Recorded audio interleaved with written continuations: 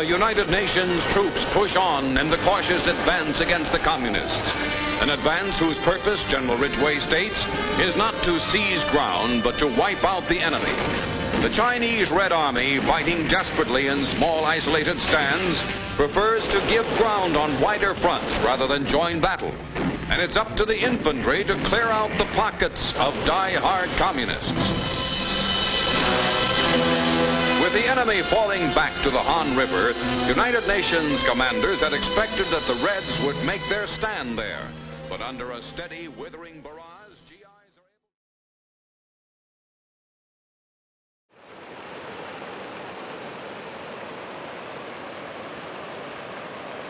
able... Every war leaves its mark. Every period of history deserves mention of some armed conflict or other. Yet visit a library near you and look up the words "Forgotten War" in the online catalog. It is astounding to see just how many conflicts throughout history have been described as such. Books with the term "Forgotten War" included in the title have been written about all sorts of wars, from international conflicts and humanitarian crises to some of the key military events in early American history. Even World War I, unquestionably one of the most gruesome and consequential wars in history, and one whose memory is certainly kept alive through various museums and monuments all throughout Europe, may not be faring so well on this side of the Atlantic.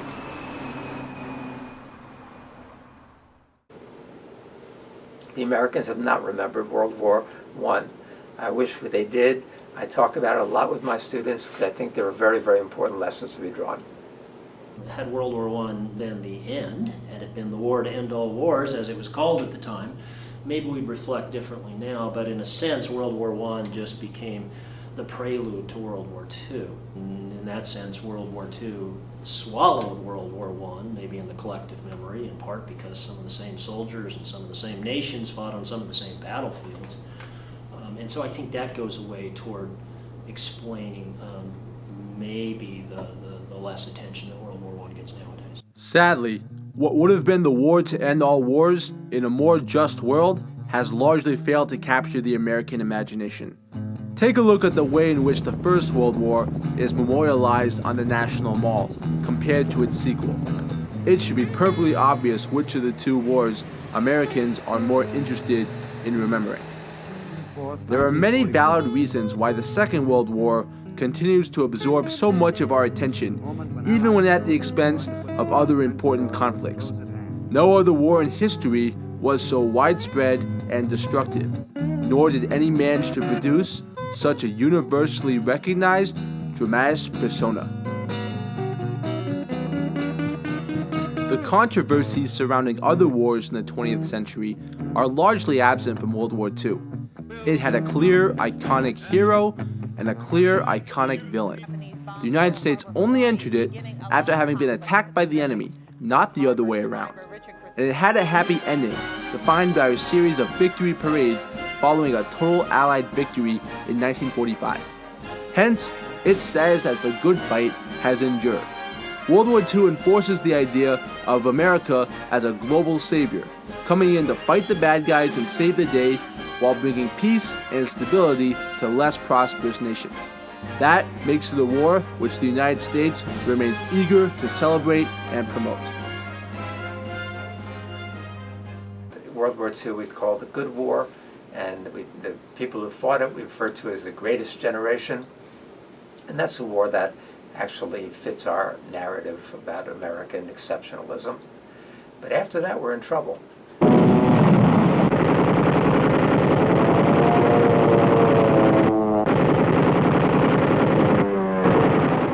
Hopes for a bit of peace, following years of intense bloodshed worldwide, were dashed when thousands of troops were rushed out to a faraway land known as Korea after the North invaded the South on June 25, 1950.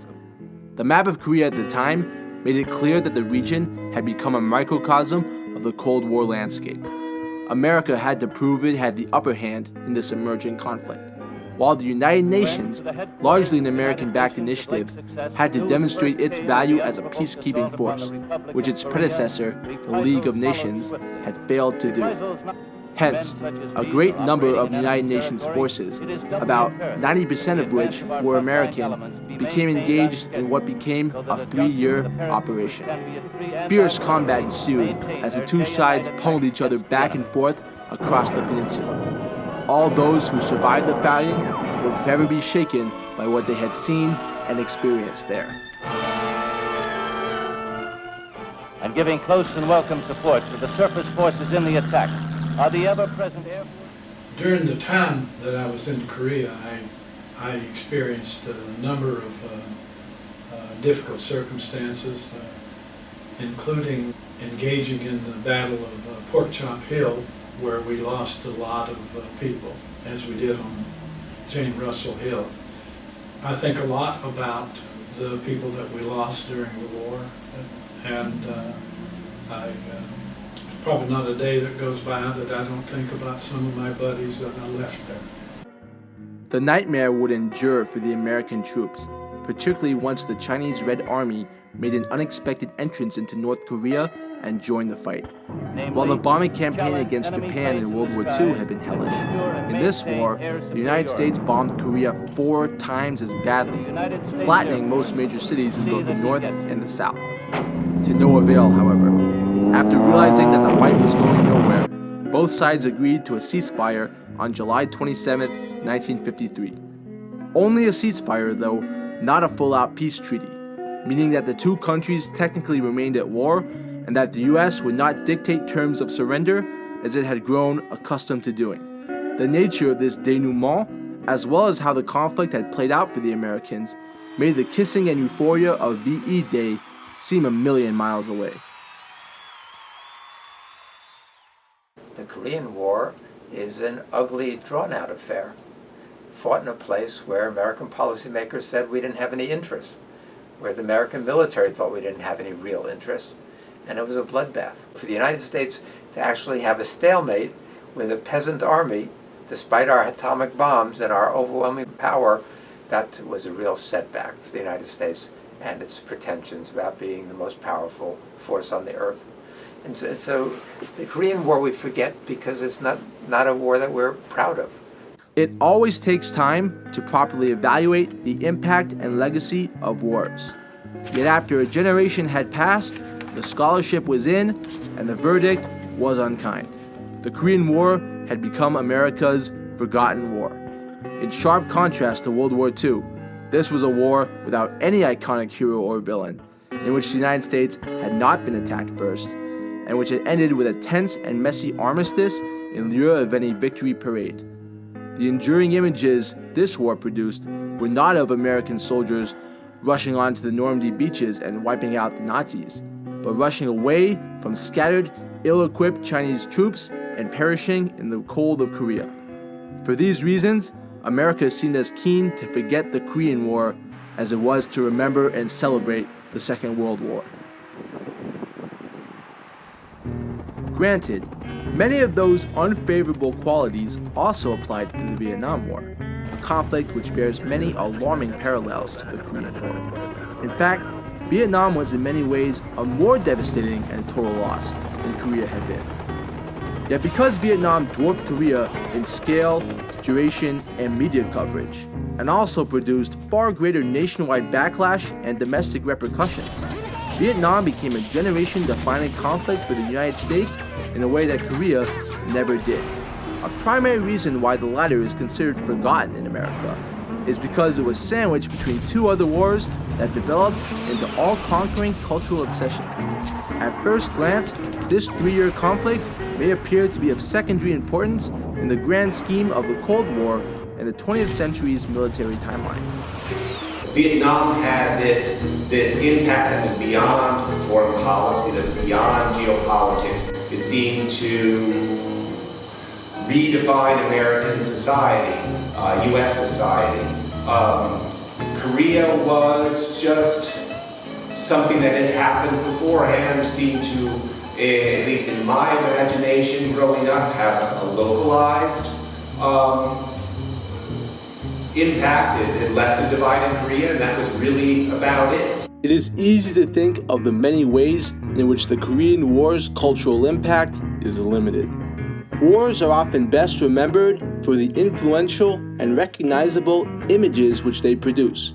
There is certainly no shortage of those from World War II and the Vietnam War. Conversely, it may be rather difficult to think of any such images from the Korean War. It was simply a war which failed to produce any signature iconic imagery.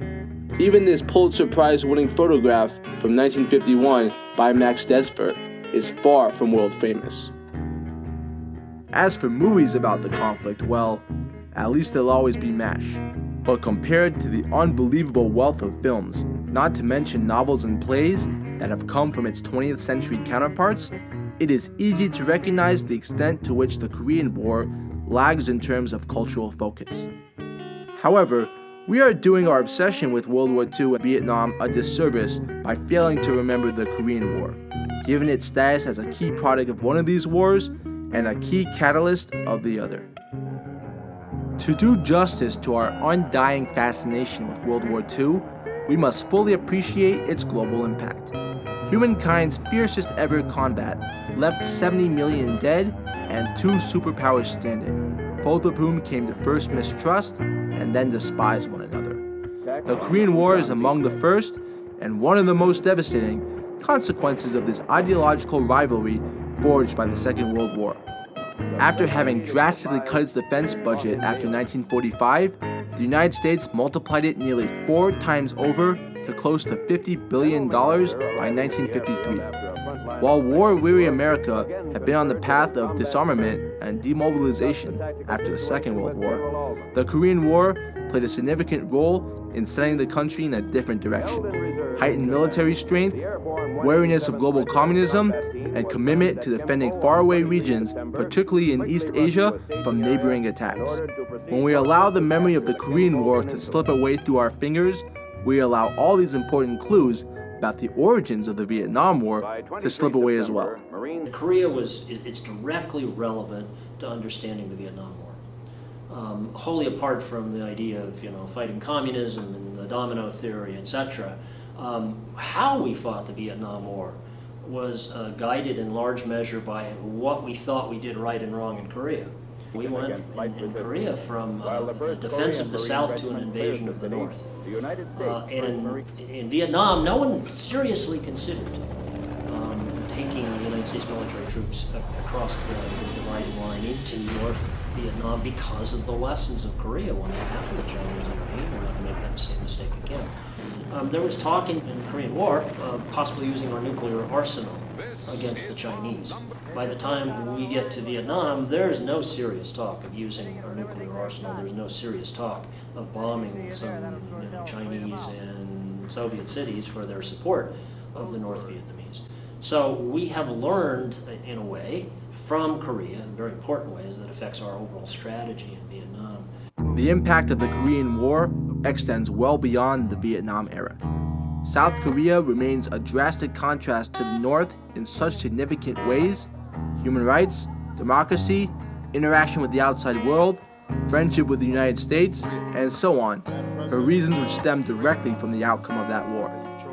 Meanwhile, since 1953, North Korea has descended into a frightening state of isolationism, totalitarianism, and militarization, all fueled by a poisonous loathing of the United States.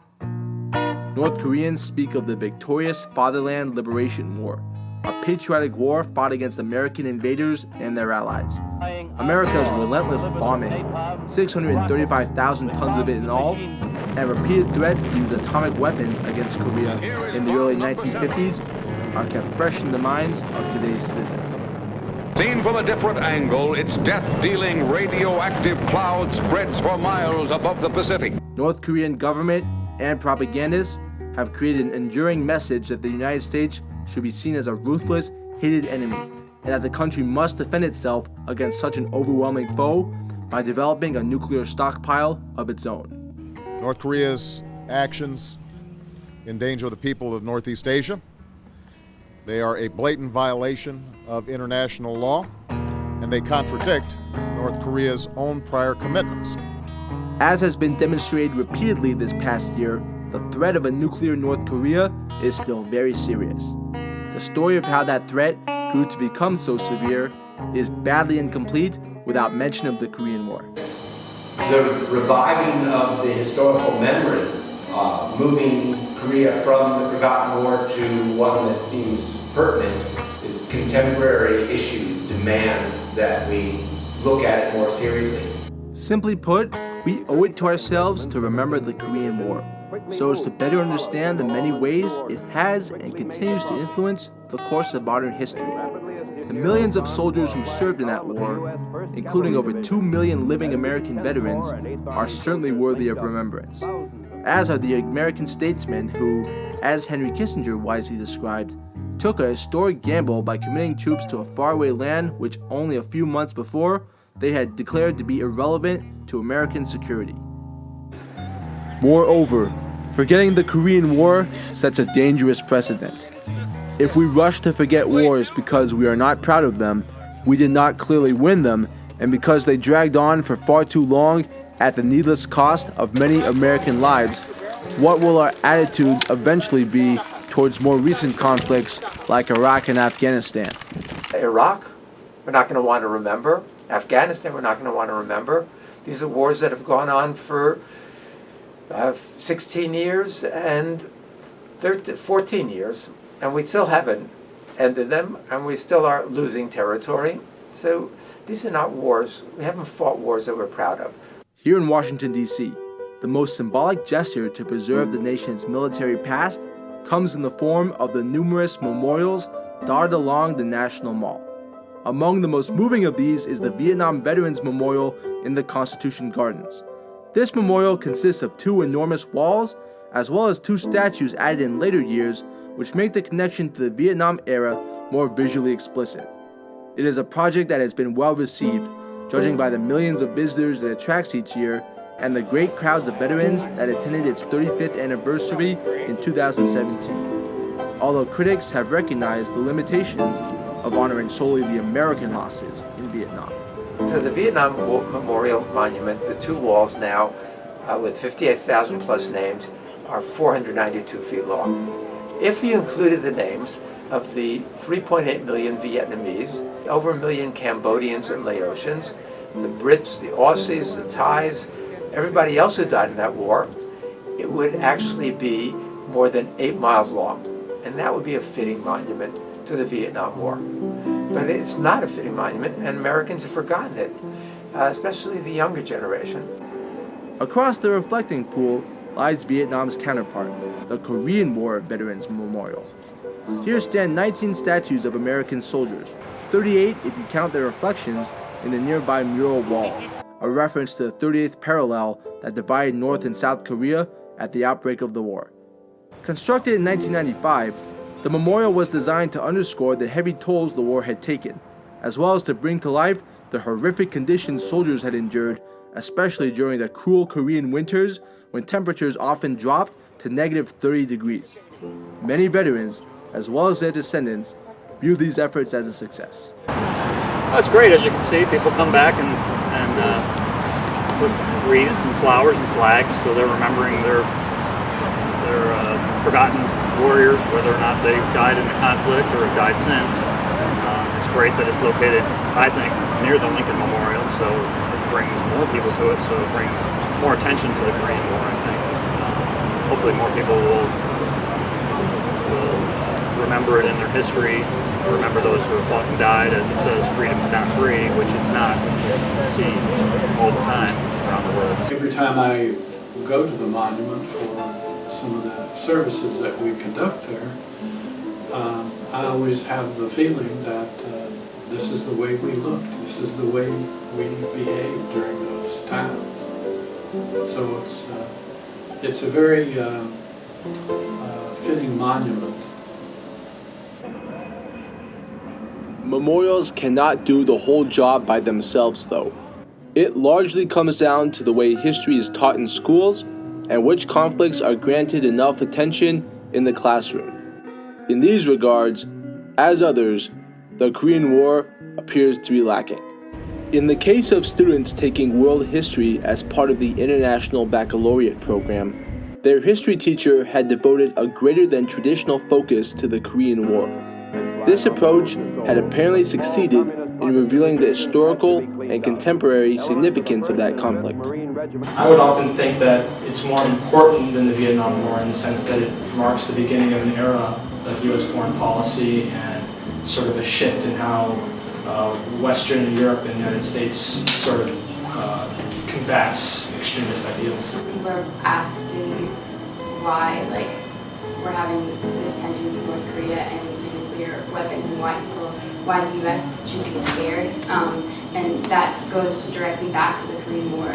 Before taking this class, however, these students appeared to have had little contact with the Korean War, aside from having visited the memorial on the National Mall and hearing from their grandfather about having served as an engineer.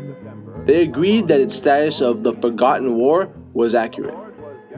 It really is the forgotten war, because nobody really ever talks about it. Vietnam, everyone talks about. All the movies are about Vietnam. No movies are about Korea. And yeah. All I knew was there were cool fighter jets, and at some point the Chinese sent a whole slew of men to just do a good old pick and charge type thing. I never really knew what was happening, what the context of that, what the Korean War was. I guess that's why it's called the Forgotten War. Without gaining a grasp on Korea in the classroom, the war is likely to remain forgotten amongst Americans. It unfortunately seems likely that many students fail to achieve such a grasp, particularly in a country where fewer than 20% of high schoolers are deemed to be proficient in history, according to the National Assessment of Educational Progress, and equally few students seem to be particularly enthusiastic about having to attend history class.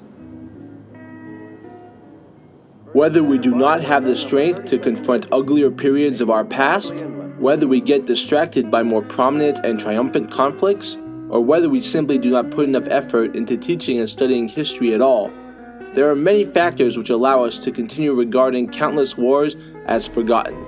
The downsides to this trend are real and alarming, as many scholars of history can acknowledge.